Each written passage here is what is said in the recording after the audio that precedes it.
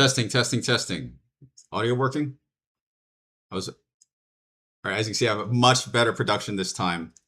Thank you very much for coming. Even if you're viewing this late, after it's no longer live.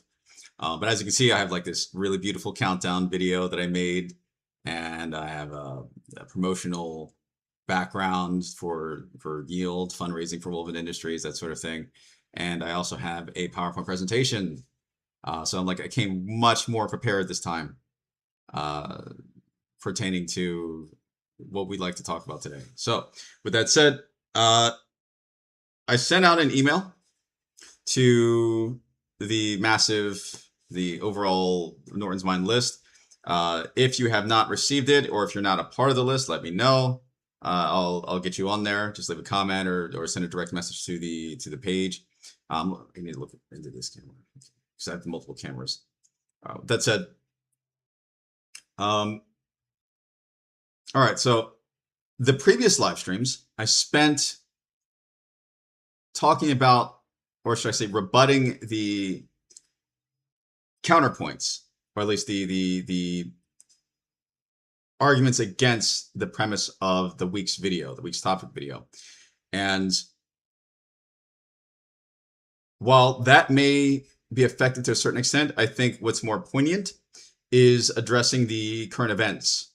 But you guys let me know if you'd like me to talk more about the actual abstract philosophy of the topical week, the week's topical video. Let me know. If you would also like me to talk about the current events that you'll see in the email, such as but not limited to this week, how I backed out of a discussion with Mark Burton, a pro-Black YouTube leader, my criticism of the movie Citizen Vigilante, and other current events throughout the week. So whatever ones you'd like me to prioritize, I mean, I could absolutely do both freestyle, not a big deal. Because I write from the heart. Some people think that my videos are AI. Some people think that my writing is AI. No, it's all me. The only time, I'm not completely against AI, but the only time it's not authentically me, I authentically say that it isn't. Like, for example, I may use AI to generate an example image or something. I've done that before, but I've never used AI to speak in my voice. This is really me. My videos are legitimately either my writing or my thinking. And I hope that my weekly live streams help to settle any rumors to the contrary. With that said, let's go to this week's live stream. Oh, not live stream, the PowerPoint presentation. Okay, let's see here. It's getting better and better, but little by little by little. There we go. All right, so this week's live stream. So there are three major topics, or technically four, that I'd like to talk about this week, and starting with the reason why I backed out of the discussion with the otherwise planned discussion with Mark Burton.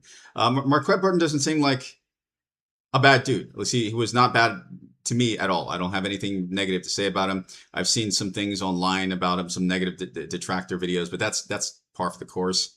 Like, that's for anyone who's making waves. You're going to have people making videos about you, claiming to debunk you, claiming that, oh, you're a con artist or scam, blah, blah, blah, blah. That's totally par for the course. That didn't move me whatsoever. I respect, even like, for example, even let's say that if speaking hypothetically, there were different things about Mark Burton that were scam artisty, right? What I do see is that he is trying his absolute best, even from a Benthamian philosophical point of view, to do real good for Black people. So he's good in my book. I'm not a Benthamian utilitarian thinker, but I do see that, the world doesn't revolve around me and my thinking. So I have nothing really negative to say about the guy.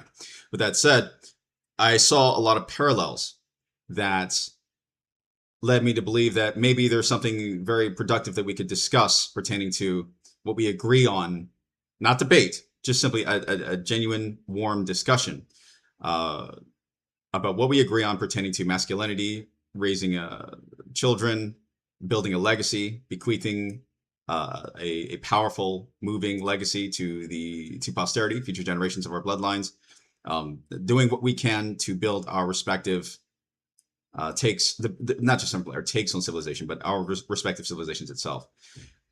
However, with deep self-reflection, I backed out before actually scheduling due to the realization of the aforementioned, the what's on screen. Namely, I thought about everything that I have complained about before I myself became pro-European. I thought about everything that I complained about pertaining to the Black community as I came of age, back when I was either a child, a teenager, or early 20s. Um, and I realized that, while I have made good intentions, that does not mean that I will produce an outcome that is in alignment with those intentions. So with self-awareness, I realized that, and self-awareness and what I know of leadership, my example, right, pertaining to Aristotelian ethics of persuasion, or not, maybe not even persuasion, but just simply authentic communication in and of itself, both in what you're saying and what you're not saying. The Aristotelian ethics of ethos, pathos, and logos. I may say one thing, especially addressing a Black audience, but when you look at the pathos of my example and the ethos that my example implies, that to follow my lead, so to speak, to really listen to me, to follow my lead would actually lead to the evolutionary destruction or the degradation of the collective Black identity. So in other words, I needed to man up and realize that, okay, well, I may have good intentions. I chose a path. And that's not Marquette Burton's fault that I chose that path.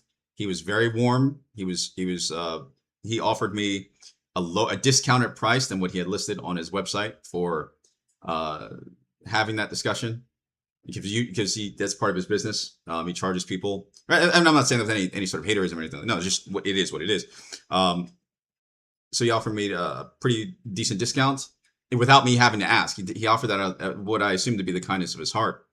And I backed out because I realized that if I was to go, I would essentially, without necessarily realizing it, I would be acting in such a way that I've criticized in Black leaders my entire life. Right. So I decided to basically stay in my lane, preemptively, with respect, out of respect for Black people, because when a leader chooses a woman, he essentially chooses a people. And it's up to me to be as consistent as possible with the integrity of my example. So I should prioritize. Right? It's awkward to say on camera, especially for a Black mixed guy like me, to say I should prioritize white people. And I have no problem saying that publicly. It's part of the interracial identity crisis that is common. Not every interracial kid goes through, but it's common to people like me growing up. And if you want an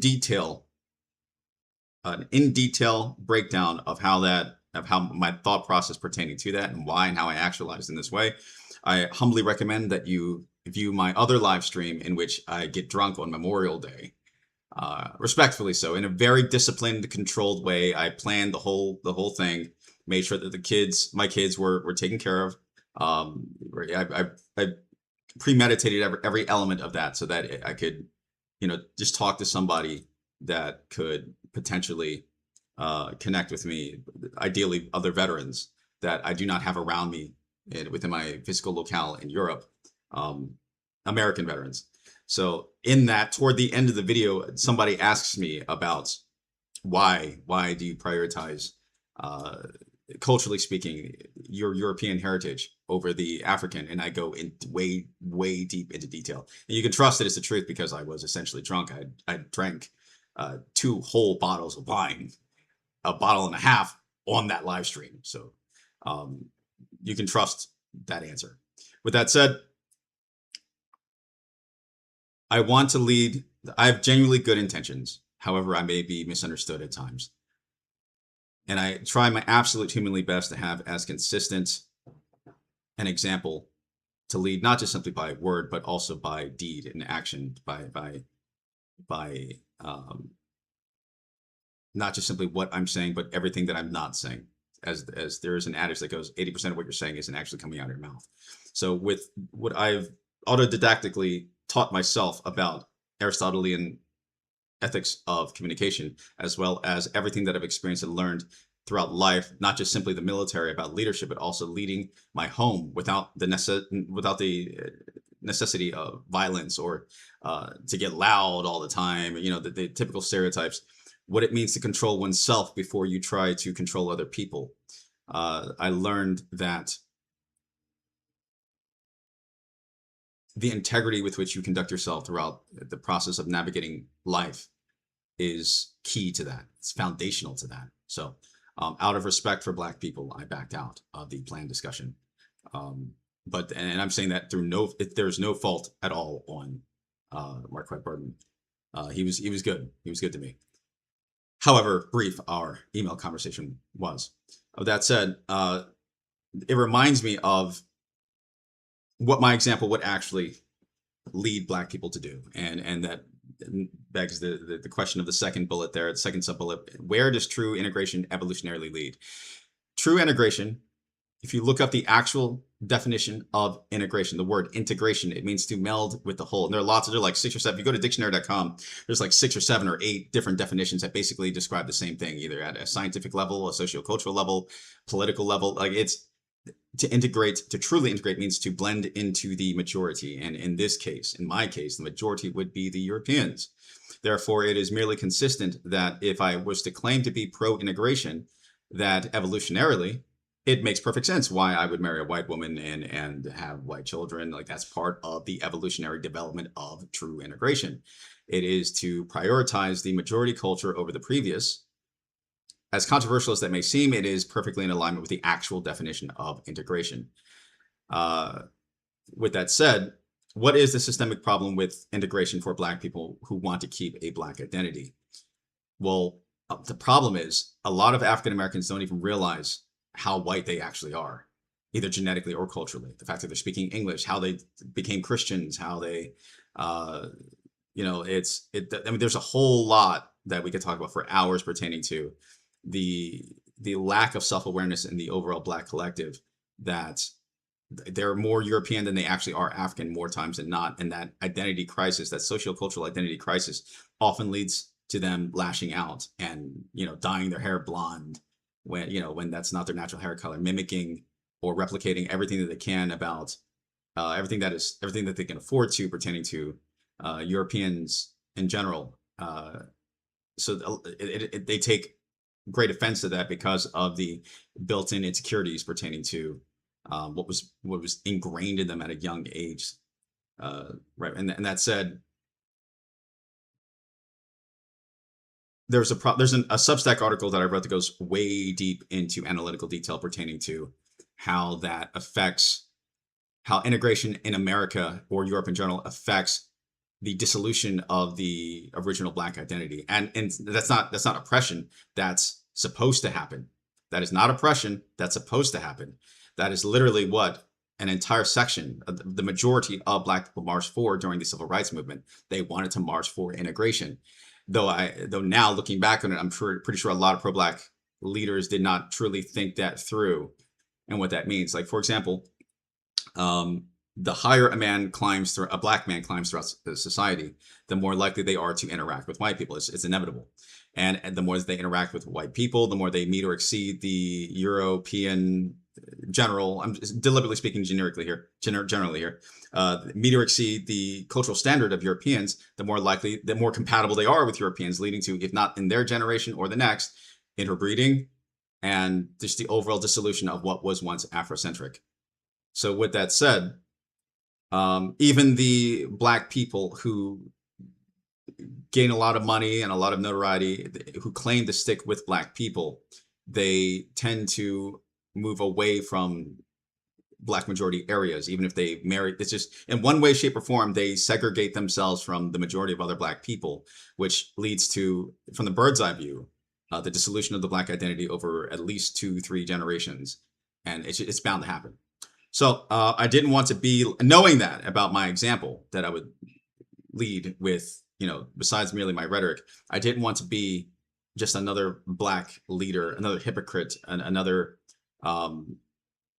person who manipulated Black people, like my father, who was a kingpin drug dealer. He built an entire drug empire off of Black people that he manipulated like chess pieces, while he told my mother, who was not Black, sweet nothings in private. And then you have celebrities like Jamie Foxx, who claims in the media to love Black people and they ultimately, they don't father children with black women, but they will with multiple white women, et cetera, et cetera. And then you have other people like Dr. Umar, who claim to love black people, and I do believe he does to a certain extent, but he himself he's been proven to, manipulate black people into giving him money that he ultimately squanders. So I didn't want to be that guy. I wanted to be one of the few that were true, that however controversial and dislikable I am, I at least have that kind of integrity. Okay, with that said, that explains that. Now, where I stand in the other current events pertaining to the 43-year-old woman from New York City, who, if it's not New York City, New York State, who was beaten to death over her illegal immigrant boyfriend. Now, there was people who really loved what I wrote about this on Facebook in the post, but there were other people who were disturbed by it, naturally so, but they couldn't say that I was wrong in my reasoning. They just said to stop talking about it. Like, basically, this makes me uncomfortable. Stop talking about it. But the thing is, I realized that if I was to integrate my shadow throughout the process of why and what Wolven Industries stands for, it is to protect the company mission is literally to prepare, repair, and protect our civilization from modern threats, right? And one of the biggest poignant modern threats currently that our civilization faces are situations like these: the migrant crisis, the Africans flooding different areas of Europe and wreaking havoc, or even if they're not African, the Muslims, and not just Muslims, really anyone. But right now, what we see mainstream in the media right now are situations like these. It is what it is. So I broke down in great detail in a written post on social media the problem with Western women who hate Western men in order to avoid situations like these. No, not every non-white person is going to beat, and murder his white spouse. But there's the reason why that happens. The reason, at least a huge contributing reason as to why that occurs, is due to the errors in a lot of women's sexual selection, right? So the problem with Western women who hate Western men, right? So there's a lot of criticism for black men that date, or just non-white men who tend to want to date white women. And the most often argument is, oh, are you dating them despite you hate your mother, you hate this, you hate that? And then, right, the self-hating angle is mostly weighed on them rather than the woman in question, which holistically answers why a lot of interracial kids tend to stay away from their European heritage and lean away from it. Because holistically, it's not because they just simply do that. It's correlation, not causation. And I'm a living example of that. The reason why interracial kids, most often, that they tend to lean away from their European heritage is because you have to zoom out. Don't look at their psychology more than you do the white parent who gave birth to them. What were they thinking when they chose the sexual choices when they made the sexual choices that they did? What is it that they hated in their own people, and then pass that down into the offspring that they gave birth to? So, and of course, again, the not all applies in every scenario. Like, my children aren't like that. My children are proudly European, and they look European. They're proudly European culturally. There it is, right? And that's that. So I know for absolute certain that the pandemic of interracial kids not truly loving all of themselves and leaning more left and anti-whiteness is a correlation rather than a causation pertaining to what were the ingredients that made them and the environment that they self-actualized in. What was the parent thinking with their the white parent pertaining to whatever stereotypical pro-black self-hating memetics that they bequeath to the next generation? What BLM protests did they support and raise their kids thinking about, all while and before people BLM crowd jumps on me and saying, oh, well, BLM doesn't mean we hate white. Let's be real here. Okay, let's be real. With that said, well, there it is, right? So if you haven't read that post of my thoughts on that, I highly recommend that you do. Because I have to move rather quickly here to keep the live going. But with non-Western men or non-white men, often the white woman is a trophy at best, or at worst, they are a literal conduit of cultural revenge. So I understand the theory that a lot of white women may have, a lot of particularly left-leaning white women, when they select non-white mates, is that you should judge the content, not the color of their skin, but the content of their character, in reference to Martin Luther King. And I say, well, yes, sure, fine, judge the content of a man's character, but are you truly applying accurate critical thinking to that man's character when you're making your sexual selection? For example, the content of my character. There are a lot, and I'm not saying this to brag. I'm saying this matter of factly. The majority of my followers are women, especially on Facebook. For some reason, there's something I signal that attracts a lot of white women, particularly left-leaning ones. Like, for example, I can show you the data. And as a matter of fact, I have actually screenshot the data in the past, where there was a one point where 75 to 80% of my actual audience on Facebook, literally white women or women from European countries. And I think a lot of that has to do with, they see a lot of, now again, I'm not speaking about all white women. I'm talking about the audience, that specific psychographic segmentation of white women. To me, I'm very certain that they see in me what they wish they had in a non-white boyfriend or husband. And with that said, those will be the same women that will go for illegal immigrants like this guy. And what they get wrong about me, or my archetypal character, is that someone like me, if I'm really what you desire, you have to understand that I would never be an illegal immigrant. Instead, I would have been one of the people that of that respective culture, whatever it may be, that stayed behind to fight whatever war or solve whatever crisis that I would need to solve for the betterment of my people. In the same way that I'm behaving right now, that I'm navigating throughout society, building Woven Industries. I see a problem, a crisis. I was born in America. I was born in the West. My blood is more than half Western. So the Westerners are my people. So I see a crisis. I'm not fleeing to Africa. I'm not fleeing to other places. I'm looking a dragon dead in the eyes, a civilizational dragon dead in the eyes. I'm saying, I'm going to face this. I'm not going to run away from it. And here's my solution for how I'm going to help protect people and the way that I can, in a way that's unique to my personality and skills and upbringing.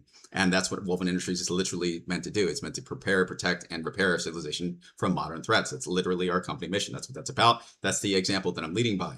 So by axiomatic default, the fact that the white woman would lead off with the don't judge him by the color of his skin, but by the content of his character and her reasoning pertaining to her sexual selection. Sure. So if you're really consistent, then that means you wouldn't choose guys like this. You would choose the Muslim who's still in the Middle East. You would choose the African who is still in Africa. You would choose that guy, that archetypal guy who's actually building his people. He's not, running away from the problem of a civilization. He's charging head forward into it like a true damn hero. Not leveraging sympathy, not manipulating what he can of white people's sympathy, or even if it's not white, just insert person here. It doesn't really matter what their skin color is. Manipulating them by the weaknesses of their kindness, the blind spots of their kindness, in order to really just raise you up as a trophy or inflict severe generational revenge upon you. You're not a human to them. You're an object. You're an animal, right? So it's really misguided good intentions 90% of the time. So if you're a white woman and you want a guy like me, that's not the way to do it. Okay, you have to really apply that empathy correctly. If it's a guy like me, that's conditional phrasing. If it's a guy like me, and by like I mean archetypally, if it is a guy like me, if it is my archetype, guys like me wouldn't be running away from the wars. We would be running toward the wars. So by axiomatic default, you can immediately just deduce that that's not the content of character that I want to marry, that I want to fuse my genes with, that I want to carry the babies of. These guys are the cowards. They're the guys who ran. They're the guys who will manipulate you. These are the guys that lie, right? These are the guys that see the dragon run away and claim credit for slaying the dragon. These are the guys that steal valor. Do you understand that? Right? So stay away from these guys. Think thrice. Don't think twice. Think thrice about the content of the man's character. Critically think that through, if you must. Right? So don't date outside your race, but if you must, really apply that critical thinking. Put your empathy in the right place. Choose a guy like me, not a guy like this. And if you think a guy like this is the same as a guy like me, you're backwards. Right. So with that said, next thing would be the problem with the movie Citizen Vigilante. Okay, it's a midwit movie. Again, all these things I sent an email out earlier today linking everyone to the posts if you want to read my actual thoughts in detail. Again, AI didn't write any of that stuff. That's all me, stream of consciousness, and I go way deeper into the thought process of what I'm explaining here very succinctly and quickly on the live stream. That said, the movie is written for midwits who lack self-awareness. It's a well-timed, good item. It's a good movie for Europeans to vicariously vent their frustrations, and totally understandably so. Don't get me wrong. I'm not vilifying them for doing that. I'm just simply saying that the movie is not intelligent. This could have been written far better. And I go in the Facebook post, I go into, especially in the comments, I go not just simply in the Facebook post, but in my discussion with people in the comments, I go way more into detail pertaining to how I would have written this movie. And there are two big problems with the movie, and that is the purpose it was supposed to politically serve, in contrast with, or at least in juxtaposition with, the actual example of the main protagonist. Take everything I just said pertaining to why I backed out of the planned discussion with Marquette Burton, or everything I said about when you choose a woman, you choose a people. The fact that this guy claims, not that he doesn't claim, but technically he does claim, this protagonist, he is allegedly so pro-European, so pro, he's a veteran. He's basically, he's similar to what would have been my archetype, to be honest. A military veteran, pro-European, and really cares about protecting and defending Europe, right? Defending the West. These are three things that I immediately connected with the character. So from that premise, I can tell you why this is, borderline retarded, and why they could have written him much better, even as a white man. Namely, the fact that when he goes, right, there's many things that he does wrong, but the main thing that stuck out to me that really, really irritated me, that really created a disconnect between my ability to really relate with this character, is when he chose the non-white prostitute. Either she was Asian or Hispanic or something, I don't really remember. And that's big, right? That's big, pertaining to, once you choose a woman, you choose a people. Now, granted, it's good not to see white women, because you could say, well, would you rather see white women depicted as prostitutes? No, but there are other ways you could have absolutely written that scene. That scene served the purpose of, or at least it was meant to serve the purpose of showing his OCD, because when he's pleasuring himself with the prostitute, he cuts it immediately. He cuts the pleasure immediately at a halt, at an abrupt halt, when he sees mold on the wall. And okay, I understand. That's meant to depict him as this really OCD, strict disciplinarian dude. Got it, Roger that, right? But everything else in the scene completely contradicts what the guy is supposed to stand for. Right now, it is absolutely no secret that Europeans are going through a birth crisis. I don't remember offhand the precise number, but the birth rate of Latvia is 1.6 or 1.7 or something like that. It's even lower in Spain, I think, or at least in the same category. Birth rates across Europe, the civilization of Europeans in general is absolutely collapsing. So you didn't have to, by you, I mean the writer and the producers of the show, of the movie, they didn't have to depict a white prostitute. They could have, since he was a landlord, they could have depicted him in a love affair with one of his tenants, a white woman that was one of his tenants. And you could have had a sex scene in which the same exact thing occurs. So that leads me into the hypocrisy of so many white nationalists, so-called alleged white nationalists, that are so allegedly, they purport to be so pro-European. Let's save the race. Let's do this. Let's do that. And then these will be the same hypocrites who will have anime girls on their phone, or they'll have Latina wives or Asian wives, or they might choose a twink, a dude, who dresses up as an Asian girl, like a hentai anime girl. You're not a true white nationalist, and that's not me. That's not me saying if that's what you're into, hey, more power to you. That's not my issue. My issue is when you profess to be pro-white, when you profess to be pro-European, in saving the race, so to speak, and then you ultimately betray it with those actions. And that's why lots of white nationalist organizations, like good ones, laugh at guys like that. They fucking they reject them hard, right? And totally understandably so for the similar reasons to. And I mentioned Dr. Umar earlier, but like Dr. Umar has his issues, but he's right on this, pertaining to if there's anyone who's going to lead a people, you should choose a woman of that people, right? You stick with your own, whatever your own may be defined as. If you're Chinese or Japanese, or like, try to imagine being pro-Chinese and then having a Japanese wife. Like, if you know anything about the history and what China is trying to do, what China is striving for throughout their own civilizational collapse right now, they're not totally collapsing, but they are going through a birth crisis. It's like, no, you're backwards. It's like, no, get a Chinese woman. If you're Chinese, if that's what you stand for, right? I'm not saying, I need to be super clear on this. If that's what you stand for, then be consistent. So this guy, he's presented as something to aspire to. This movie wants to be the next Boondock Saints, but it lacks the charisma. And this guy's counterproductive example is never philosophically addressed, either externally or internally, throughout any dialogue of the movie. And that's not even talking about the foil of the foil detective. And by foil, if you don't know what I mean by foil, I mean his counterpart that is meant to bring out, like, each character essentially represents a philosophy.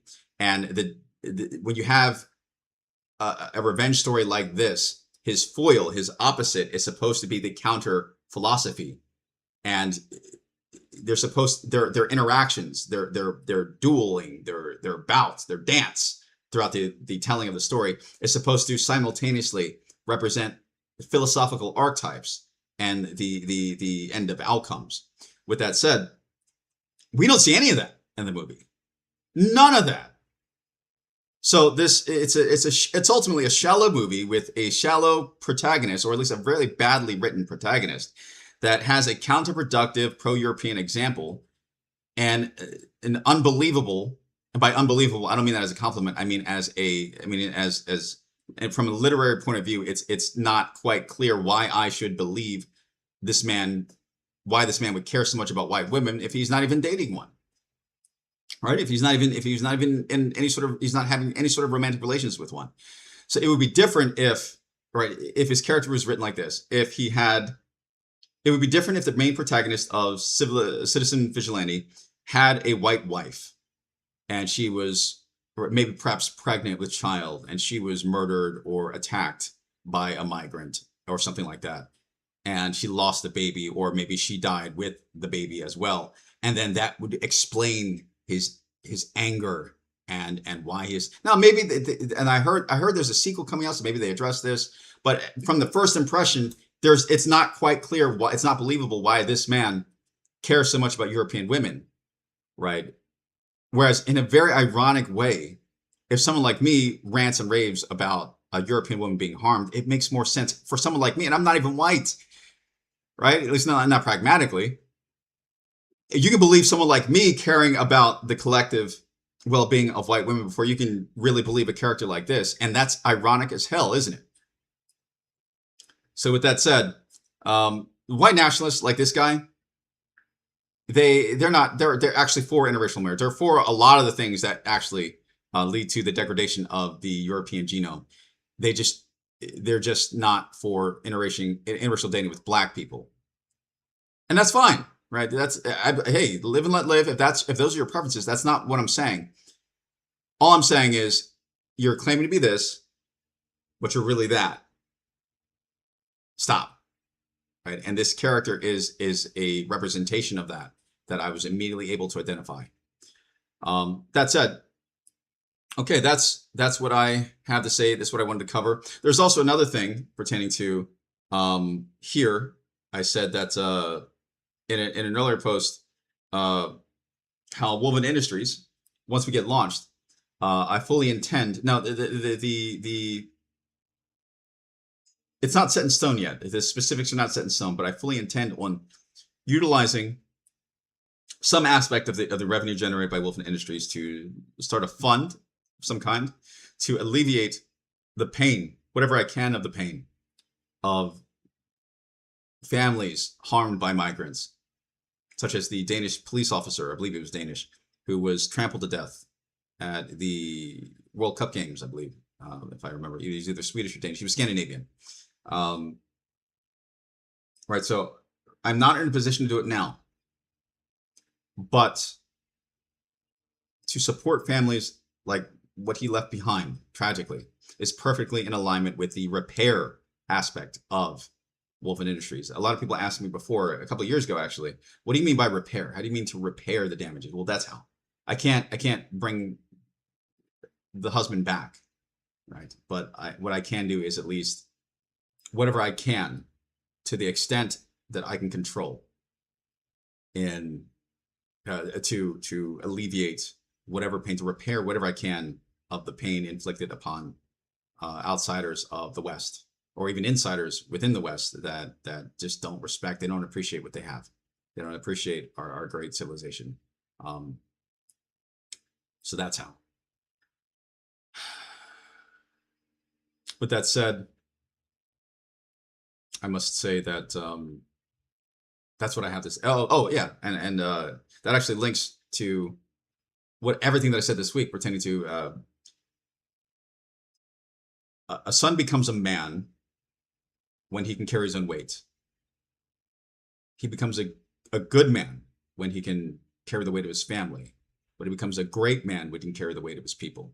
So in essence, I strive to be a great man for the West. And right now, I would dare say that I fit the criteria for a good man. I'm more than adequately carrying the weight of myself and that of my immediate family, as well as even some friends of mine that depend on me for work and whatnot. But I want to go beyond that.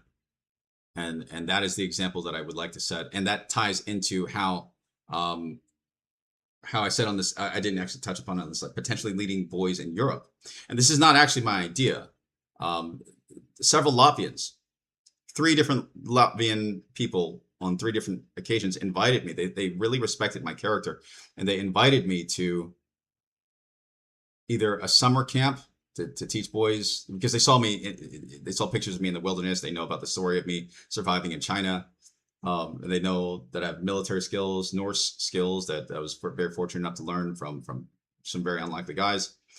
And they said, you could be a great example for Latvian boys or European boys in general, if the moment you set aside what I look like. And I didn't find a problem with that. I was honored, even while feeling a little bit awkward. But then I thought about what is actually the problem with that. Once I thought about why there's countless white people who try to be good examples for Black boys. I don't care what pro-Blacks say. They think of every white teacher that serves, that provides their service to society in ghettos, and they try their best to keep whatever Black boys they can out of trouble, and they don't get credit for that. But are those not white people who are leading Black boys? They absolutely are. What about white men in churches? And again, I'm not Christian, but I acknowledge a good deed, regardless of its religious context. They're leading their flock, many of whom may be Black people, off the streets, right? That's a form of leadership. So I was thinking, what is actually wrong with it? There's nothing wrong with it, especially when you juxtapose the examples aforementioned. It's just simply not. It's just not expected. Right, the usual song and dance of a Black person is what white people can do for him, not what he can do for white people, where voluntarily and from love, from a place of genuine love in his heart. Right, and thinking about that brings to mind the quote from Kennedy: "Ask not what your country can do for you, but ask not what your country can do for you, but what you can do for your country." And that's the mentality that I have.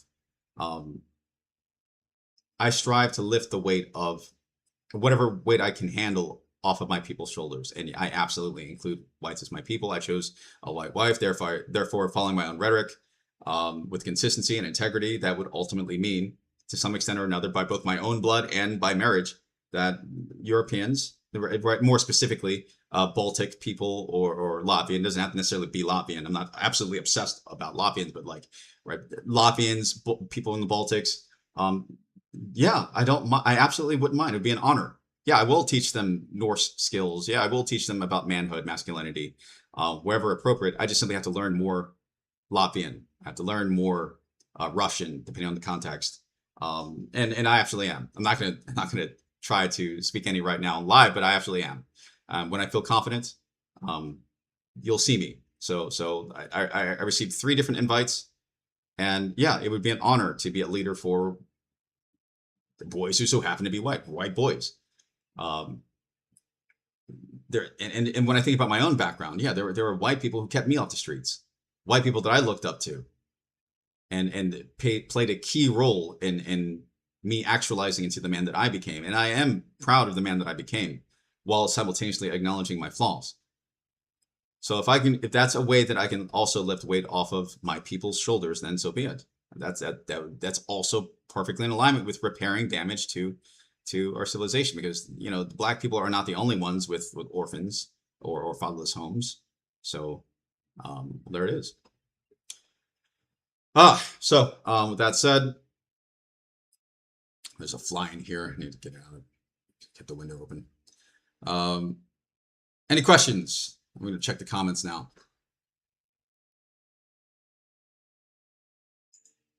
Joe Paul says, the greatness of a man lies in his ability to acknowledge the tad of femininity, however minuscule he has, as all men do. Yeah, I agree. Yeah, I agree to that. Yeah, right. It's when you deny that, the softness to, right? If you're all hard, and actually, there's another, years ago, I wrote about that. Depending on how you define femininity, of course. No. The guys who try to present themselves as these super masculine, they're usually gay behind closed doors, right? Right. They're usually not actually masculine outside of the persona, apart from the persona. But, how could you ever possibly empathize with a woman in order to truly pleasure her, or to make her feel safe, if you don't understand how she's feeling? And in order to understand how she's feeling, you have to tap into some element of the feminine, right? And I'm totally secure in saying that, right? So, well, there it is. Let's see your comments. John says, good. Thank you. Thank you very much. Any questions, concerns before I end the stream? 30 to 45 minutes. That's good. That's good. 30 to 45 minutes. Yeah. I try to keep it under an hour. Going once. Going twice. Going thrice.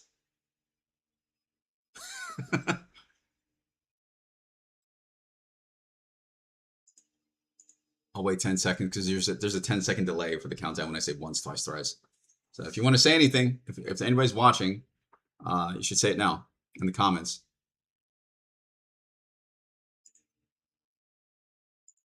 Checking YouTube. So I have Facebook on board, but not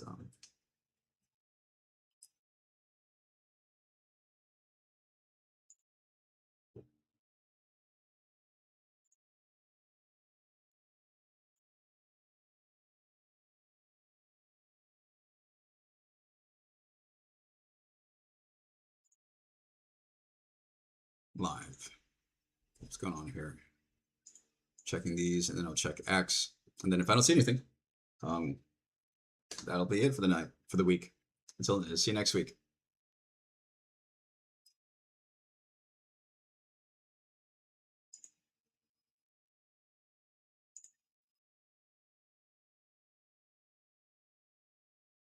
No, nothing on X.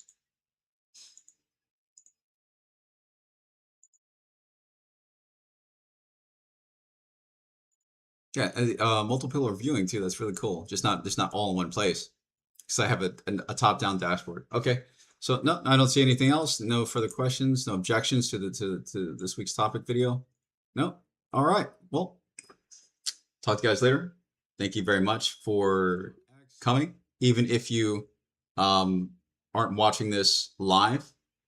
But yeah, it's really great because I'm seeing from the dashboard more and more people are coming every week. It's like slow, gradual, but it's getting there. So this is more people that have showed up this week than ever before, at least in the grand across all channels. Right? So that's awesome. Even if it's a little bit, that's great. So even if you're not viewing this live, but you're viewing it later, thank you very much for your time and attention. And well, there it is.